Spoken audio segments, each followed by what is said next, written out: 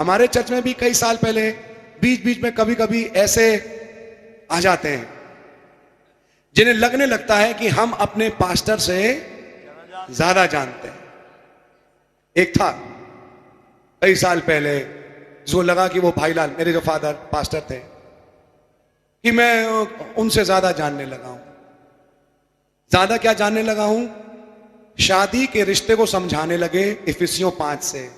सुनिए क्या समझा रहे हैं कि लिखा है बाइबल में इफिसियों 5 में, एक दूसरे के, अपने आप को एक दूसरे के अधीन कर दो। बोले क्या मतलब? मतलब यह है कि पति पत्नी के अधीन हो जाए हैं? और पत्नियां तो पति के अधीन लिखा ही है, लेकिन पति भी पत्नी के अधीन हो जाए। उन्होंने कहा अगर इसको मसीह और कलीसिया में लगा, क्योंकि पौलुस ने मसीह और कलीसिया की तस्वीर रखी, तो यानी कि कलीसिया मसीह के अधीन, ये तो बात समझ में आ रही है, और मसीह कलीसिया के अधीन। ये कौन सी तस्वीर है? बस यहीं पे टंटा चालू हो गया, यहीं पे टंटा चालू हो गया। आप कलीसिया में गरीबों को पीछे बिठाते हैं, अमीरों को आगे बिठाते हैं। कौन सा गरीब? एक लड़की जो जीन्स पहन के आई थी उनके साथ, जिसको कहा हम आपको मीटिंग अटेंड करने से मना नहीं करते, लेकिन हमारे कलीसिया का निजाम है कि लड़कियां औरतें जीन्स ना पहने। अब आप पहली बार आई हैं, नहीं है, पीछे बैठ जाइए। इसको बुरा मान गए, इसको जोड़ दिया अमीर और गरीब से। तो ऐसी खोती अकल के आपको हर जगह मिलेंगे, हर जगह मिलेंगे। और वो अकल उनको कहीं और लेके चली गई आज, और जहां लेके गई वो एक ऐसी दलदल है जहां से शायद निकलना बहुत मुश्किल है। सुन रहे हैं आप? अभी अभी हमारे किसी भाई से ट्रेन में मिले, आप लोग तो गलत शिक्षा में हैं। उन्होंने कहा जरा बताइए कौन सी गलत शिक्षा है, हम भी अपने आप को सुधारेंगे। अरे आप एक इंसान की पूजा करते हैं, आप भाई आशीष को प्रॉफिट मानते हैं। तो हमारे भाई ने बड़ा झटकेदार जवाब दिया, बोलते क्या आपको भी नहीं मालूम ये बात? उन्होंने सोचा कि ये तो शायद बुरा मान कहेंगे, अरे नहीं नहीं ब्रदर। उन्होंने कहा क्या आपको भी ये बात नहीं मालूम? अब बोले यही नहीं भाई आशीष ही नहीं, मैं जो आपके सामने बैठा हूं मैं भी एक नबी हूं, और हमारी चर्च में और नबी है, और दुल्हन पूरी की पूरी नबी है। तुमने इतने दिन बैठ के संदेश में क्या घास खो दी है? तुम्हारी समझ में क्या कुछ आया नहीं? अब वो शक्ल देख रहा, अब वो शक्ल देख रहा।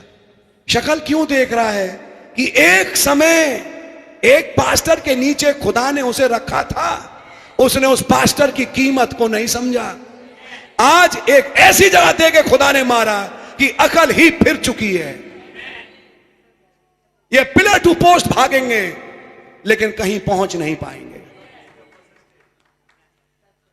मुझे अपना पास्टर समझ में नहीं आता ना है।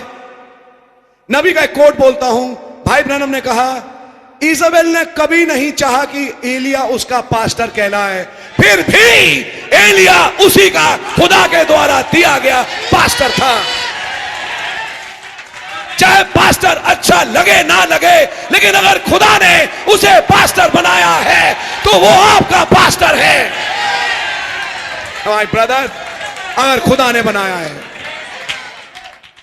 और वो खुदाई फल दिखेंगे। बैठिए बैठिए। मैं एक इंसान हूं आपकी तरह, मेरे फादर पास्टर थे, मैं तो आज भी उनको पास्टर ही कहता हूं। जब बिस्तर पे भी हैं, चाहे कहीं हैं, वो पास्टर ही हैं। वो इज्जत हमेशा उनकी रहेगी। जो काम उन्होंने किया कई अच्छे नहीं कर सकते, मैं देखा। और आज मैं बताऊं आपको, मैं उनका बेटा भी हूं। आपको मालूम है घर में झगड़े भी होते हैं, हर घर में अपना कुछ कभी कभी फ्रिक्शन हो जाता है। तो कई बार मुझे वो समझ में नहीं आए कि पापा ने ऐसा क्यों किया, लेकिन एक उसूल सीख चुका था बहुत अच्छा, कि बेटे तू चाहे 7वें आसमान में उड़ के आ जाए, एक चीज का ध्यान रख लेना, ये तुम्हारा फादर और पास्टर है। आज चाहे इनकी बात समझ में ना आए, शायद कल समझ में आएगी। अगर ये कहीं गलत होंगे, खुदावन इनके साथ डील कर लेंगे। तुम अपना मुंह मत खोलो, तुम आराम से चलते रहो। और आज मैं गवाही के तौर पे बोलता हूं, मैंने उसका अजर पाया है।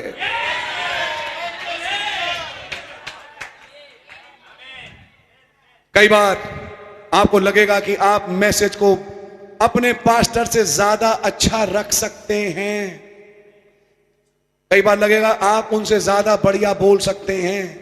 मैं कहूं कि आपकी भाषा बहुत प्यारी और पास्टर अनपढ़, फिर भी वो पास्टर है।